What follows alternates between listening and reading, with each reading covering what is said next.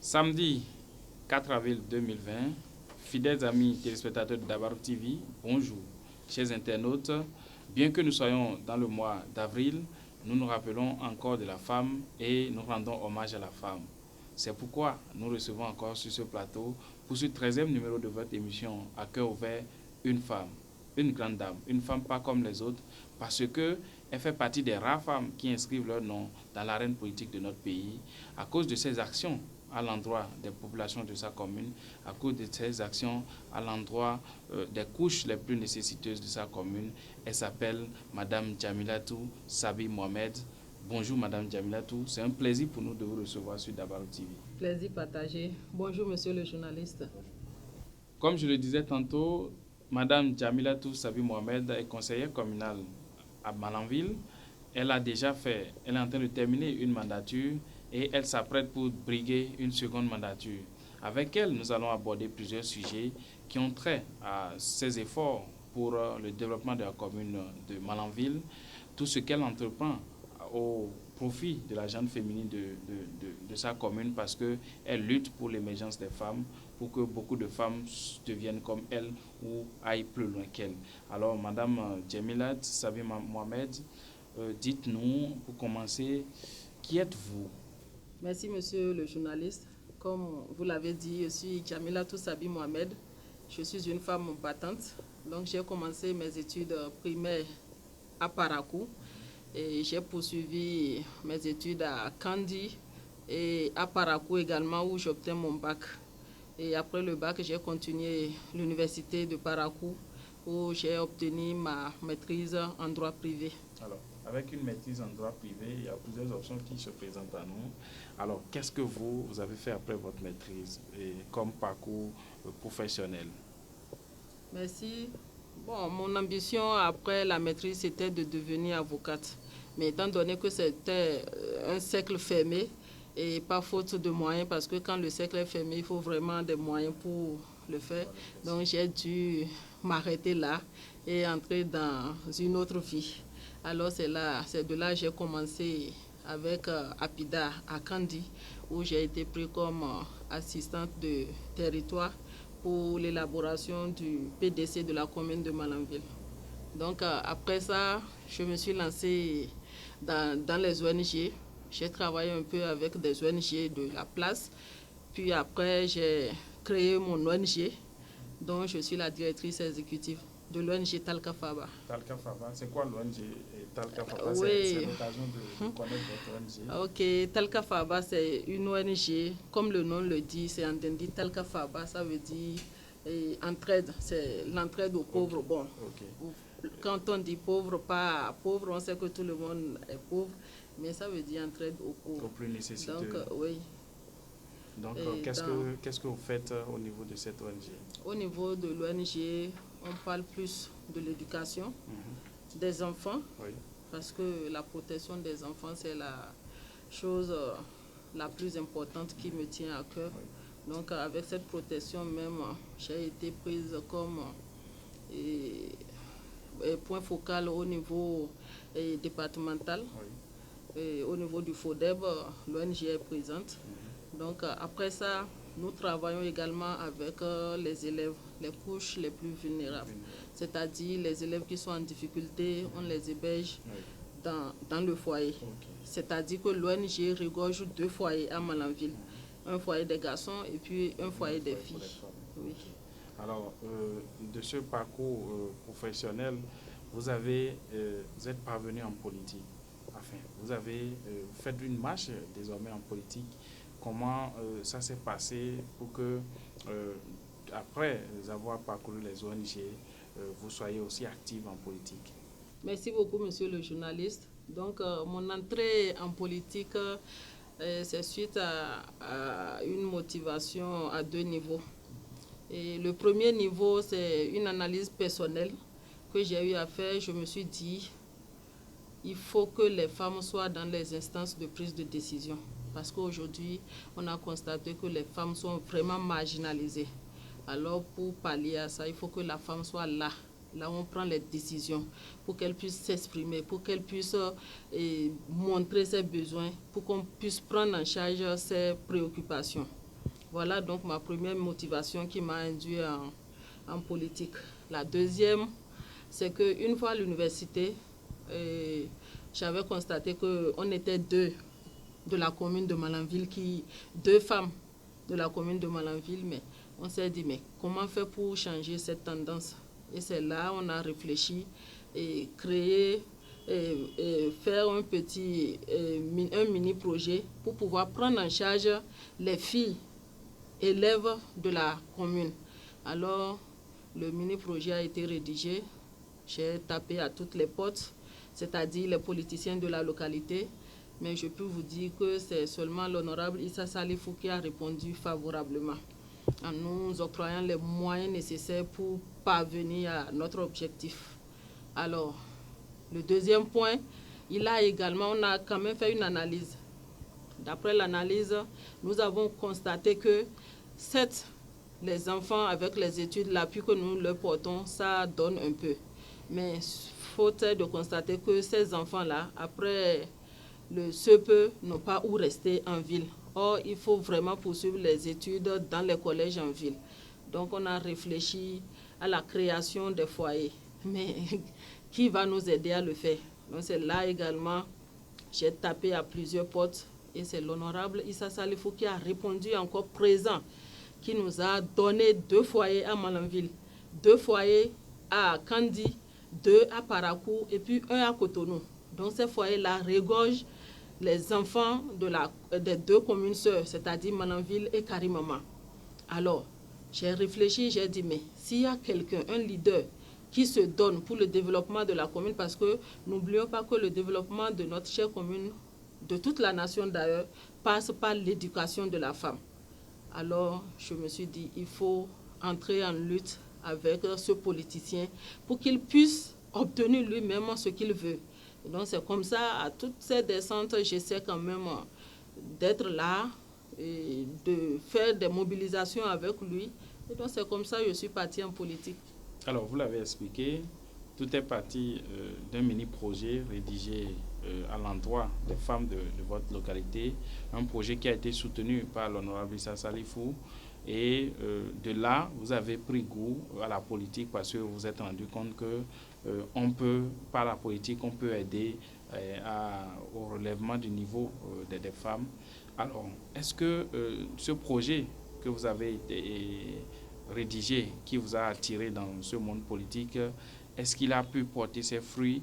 Est-ce qu'aujourd'hui, vous sentez qu'il y a plus de femmes de la commune de Malanville et de Karimama étudiantes? Est-ce qu'il y a plus de femmes dans les instances de prise de décision? Est-ce que ce combat-là paye aujourd'hui? Merci beaucoup. Ma réponse est positive parce que aujourd'hui, lorsque vous allez au foyer créé par l'honorable Issa Salifou à Parakou, vous allez voir assez de filles qui sont là et qui vont à l'université de Parakou.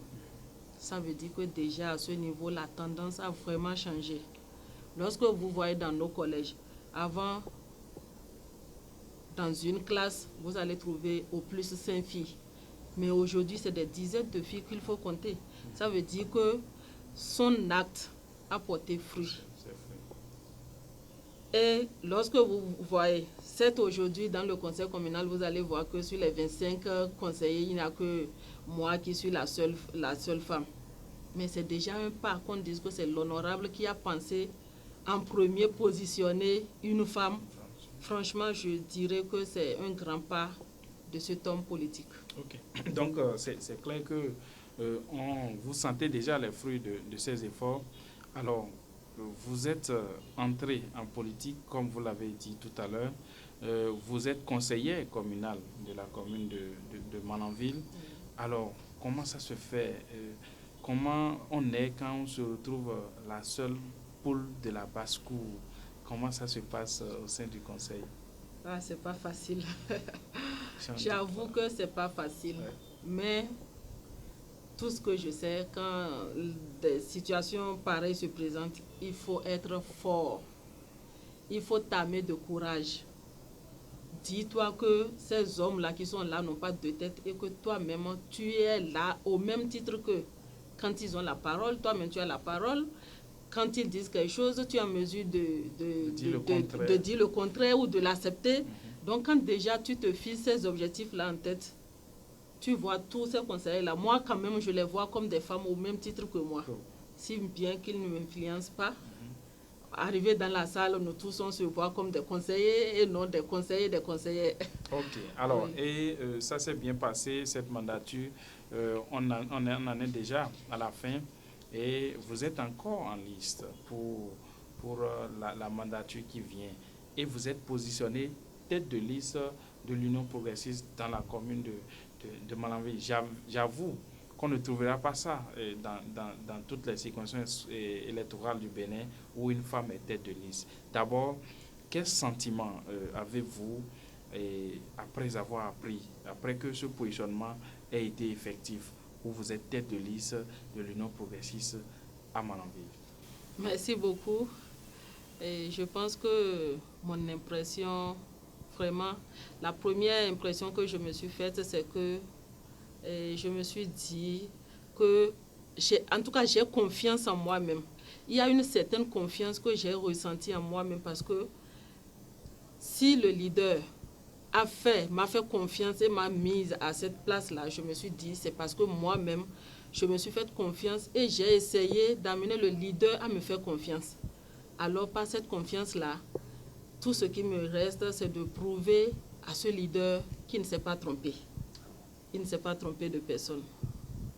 Alors, comment vous comptez désormais porter ce flambeau? Parce que conduire une liste, c'est avoir une grande responsabilité. Alors, comment pensez-vous conduire cette liste de l'Union progressiste dans la commune de Malanville pour que et les femmes et les hommes, toute la population de Malanville puisse, à travers vous, voir les ambitions de ce parti et faire confiance en cette liste pour que vous ayez la majorité des conseillers communaux à l'issue des joutes électorales du 17 mai prochain? Merci beaucoup. Comme je l'ai dit à l'entame, je suis une femme battante et je suis une femme de terrain.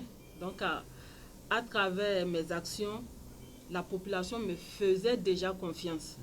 Et cette place, cet honneur que mon leader me donne encore, me rehausse encore et fait de moi une femme vraiment confiante que même si je me mets debout dans un public, je pense que quand je prends la parole, tout le monde doit me faire confiance parce que le leader me fait confiance. Donc tout ce qui sortira de moi doit être meilleur. Et c'est ça, j'essaie quand même de recultiver en moi. Depuis que j'ai été positionnée tête de liste, je me suis dit, il faut que j'arrive à être à la hauteur de ce que l'on me donne, à relever ce défi-là. Parce que si vous arrivez à relever ce défi, vous allez donner encore plus de confiance à beaucoup de femmes qui jusque-là pensaient que c'est impossible. Et c'est vraiment une grande responsabilité. Oui. C'est pourquoi j'aimerais que vous vous adressiez aux femmes de la commune de Malanville et aux femmes du Bénin, pourquoi pas du monde entier, parce que on nous suit de partout. Que vous puissiez leur donner un message et vous puissiez les inviter à faire confiance à la femme, parce que à travers vous, on voit que c'est vraiment possible avec la femme. En même temps, aux leaders politiques qui hésitent encore à positionner les femmes en tête de liste ou à les positionner dans les instances de prise de décision, adressez-vous à tous ceux-là pour que désormais ils sachent qu'on doit faire avec la femme. Mon premier message va à l'endroit des hommes. Oui, et je dis à l'endroit des hommes parce que jusque-là, les hommes ne font pas confiance aux femmes.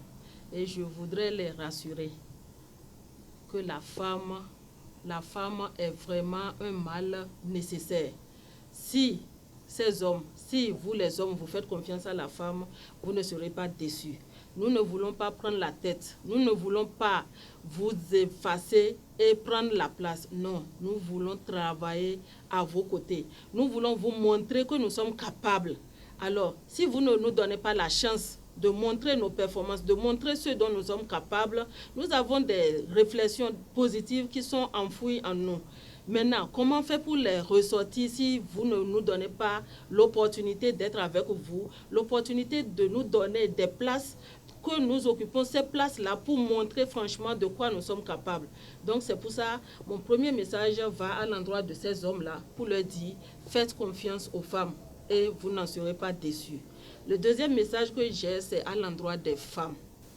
C'est vrai, aujourd'hui, nous voulons que les femmes soient dans les instances de prise de décision, mais pour que la femme soit dans les instances de prise de décision, il faut que la femme elle-même ait confiance en elle-même. Il faut que la femme soit capable, qu'on la voit capable. Ce n'est pas parce qu'on dit tel pourcentage d'hommes, tel pourcentage de femmes, qu'il faut prendre n'importe quelle femme et mettre à la place qu'elle ne mérite pas. Et c'est ça mon cri de cœur. Il faut que nous, les femmes, que nous commençons dès maintenant, nos enfants, filles, que nous commençons à investir dans leur éducation, à faire en sorte qu'elles dépassent notre niveau pour pouvoir demain changer cette tendance-là. Changer la tendance selon laquelle on dit souvent que c'est les hommes qui doivent occuper telle place, la femme n'a pas le droit. Il faut que ça change, il faut que nous changions la tendance, pas pour balayer les hommes, mais pas pour travailler ensemble avec eux. Parce que quand on est ensemble, on est fort. Donc voilà les messages que j'ai à passer à l'endroit des hommes, aussi bien qu'à l'endroit des femmes.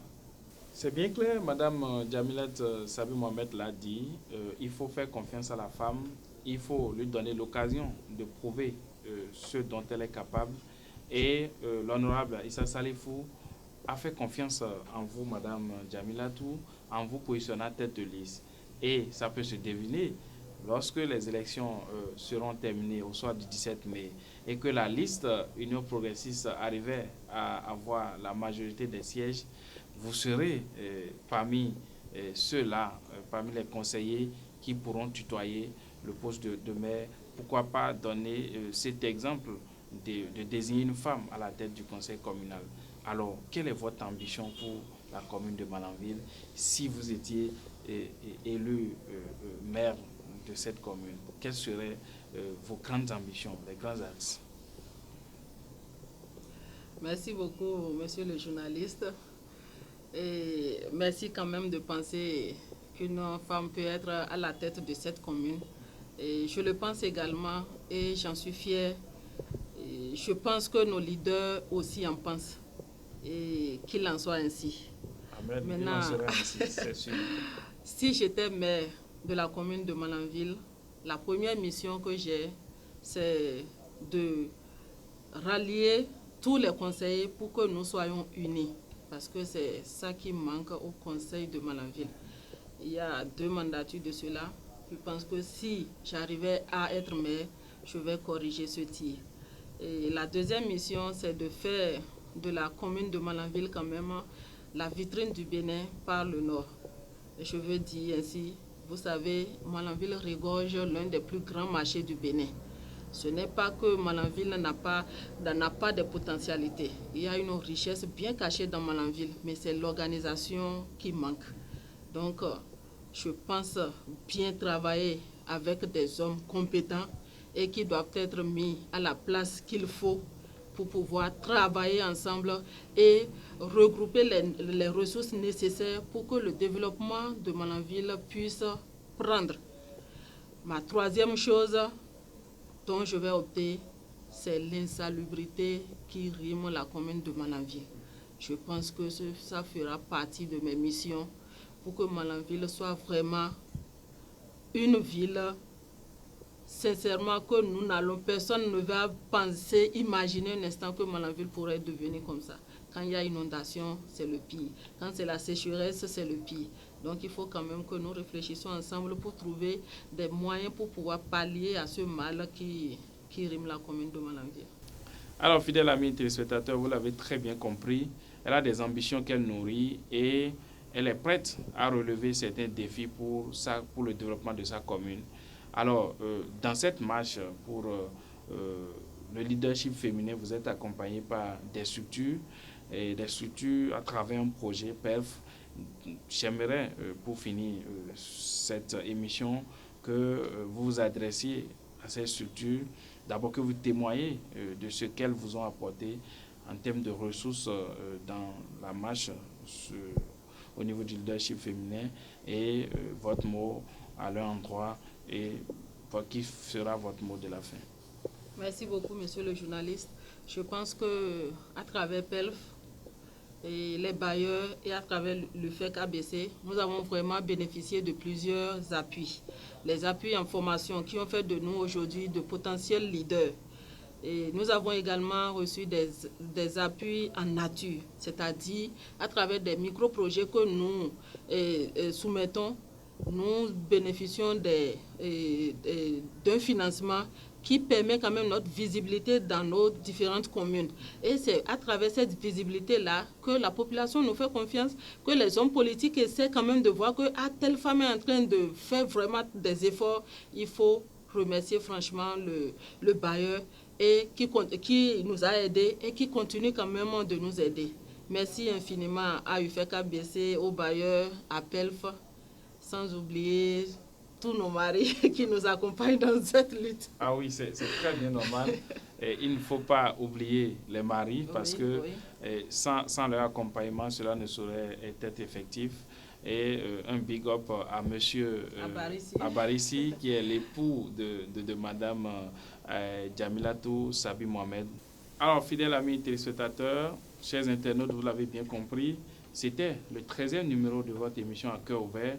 Nous avons reçu pour vous madame Jamilatou Sabi Mohamed, conseillère communale de la commune de Malanville. Avec elle, nous avons abordé plusieurs sujets qui ont trait à son parcours professionnel, son parcours politique, ses ambitions pour la commune de Malanville et son mot à l'endroit des femmes, des hommes, pour que la femme soit toujours mise en évidence, pour que la femme puisse avoir des postes de responsabilité pour démontrer de quoi elle est capable, parce que selon elle, la femme est vraiment capable de beaucoup de choses. Merci de nous avoir suivis et au prochain numéro.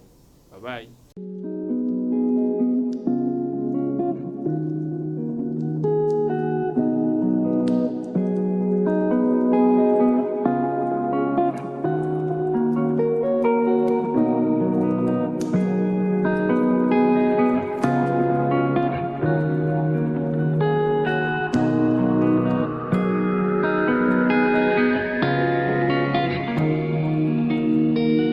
Night